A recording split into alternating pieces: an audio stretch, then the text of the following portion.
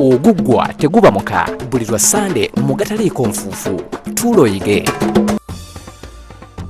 Olwazi kye kimu ku ebyo ebitabulanga mu mpya z'abajjajjaffe. Luno lwe lwaniko olwabanga lutandaaziddwa. Baamanyanga ekintu ekiyinza okuleeta obulabe.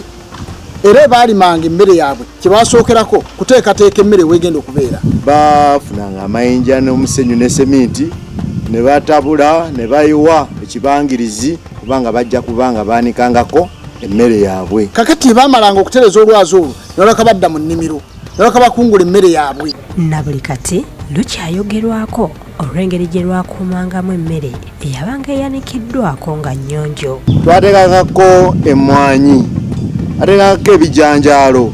Waliwo ne bannaffe abakazanga mu lumonde naye yateekebwangako. Era tekyabavirangako kubanga bawangaala. Omulembe guno abantu bakyawangaala. Lwaki? Bye tulya bituleetedde obulwadde. Emmere weeyanikibwa bulwadde bwereere ku mabaati kwe baanika. Amatundubaali gavaako erangi n'eriibwa n'eviirako abantu okulwala. Weewuunye nno baayanikanga muwogo ne bamuteeka ku lwazi olwo naye baatukanga okumusa, abandi baamusekulanga na busekuzi naye akawunga akavaamu kabeera kayonjo nnyo. Naye ak'ennaku zino nno munnaye ate weewuunya kakubibwa ne mu byuma kajja kalumira. Luno lwazimbibwanga mu bibangirizi emmanju w'ennyumba. Abamu baaziteekanga mu mbiriizi ne bagatta effumbiro n'ennyumba ennene wamagga olwazi ne lweka lunyumira awantu awo nga baanikawo emmere yaabwe. Olw'ensonga enkoko tezaasobola kujja kutakula mmere eno kuba maama bw'aba atudde mu ffumbiro asobola okugoba enkoko zino okuba nti emmere eno ejja kusaasaana egende mu ttaka. Okusobola okuluwangaaza terwazanyirwangako baana, terwatambulirwangako ng'okyalina akalimiro yadde okulunaabirako. Kubanga kyabanga kya bujjama nnyo okuddira okunaabira ku lwazi olwo kuba twaterekerwangako mmere katusobola kumala gava eri n'olunaabirako. Amaka mwe lwabeeranga gassibwangamu ekitiibwa. Omuntu oyo yabeeranga n'olwazi mu luggya lwe mu maaso g'abantu yabanga mugunjufu, aba musajja mugagga ng'era aweebwa ekitiibwa ku kyalo kubanga kyali tekikolebwa buli ssekinnoomu. Zaabeeranga mu maka agabalina obusobozi.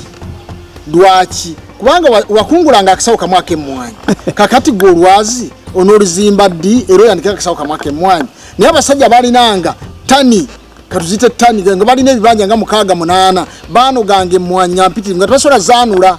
Baaziteekanga ku lwazi ne zibeera okwo zaavanko nga zikaze. Okudibizibwa kw'enjazi kwaviirako omutindo gw'ebirime okusereba nga kati abantu bamala gabyanika ekibiviirako okwonooneka ne bifuuka ebyobulabe eri abo babeera babiridde. Omutindo gw'emmere gwonoonese. Edda kabalagala twabamulyanga awooma naye kati kabalagala buli oba omuguzi ewa omusanga alumira. Olwaki? Kawunga ka muwogo keba oguze kaba kajjudde ettaka eriva ku bukyafu obuviira kwanika ku matundubaali kuba gasitulirako ettaka n'enjazi zino tezikyakozesebwa. Kati ennaku zino omuntu agula ettaka agula fuuti 2.5. Kakati wonoozimbako ennyumba n'ozimbako ttooyi n'osaako n'effumbiro n'akatandaalo olwazi n'oluteekawa. Sembayo nga nkubiriza bannayuganda ffenna obutadibya bintu byabanga byankizo. Newankubadde ettaka lifunze naye ettaka lyetumaliramu nga tusimbamu pasipalamu bw'oba oli mulimi simbamu olwazi. Ettaka w'osiba pavers simbamu olwazi, tizimbamu olwazi. Bajjajjaffe ekyabawangaazanga kulya mmere gye beesekulira mu kinu. Ebinyeebwa babisekulanga mu kinu ng'era babyanise bulungi. Ebiro bino tulya mmere ya byuma era kyekituviiriddeko okuba ntulwala. Bwe tunaabigenderako tujja kulaba nga naffe obulamu bwaffe bubanga oba bajjajjaffe abaasobolanga okuwangaala ebbanga eryo olw'okulya obulungi, olw'okulya ebiyonjo. Oguggwa teguba muka buli lwa Sande mu gataliiko nfuufu. Tuloyige.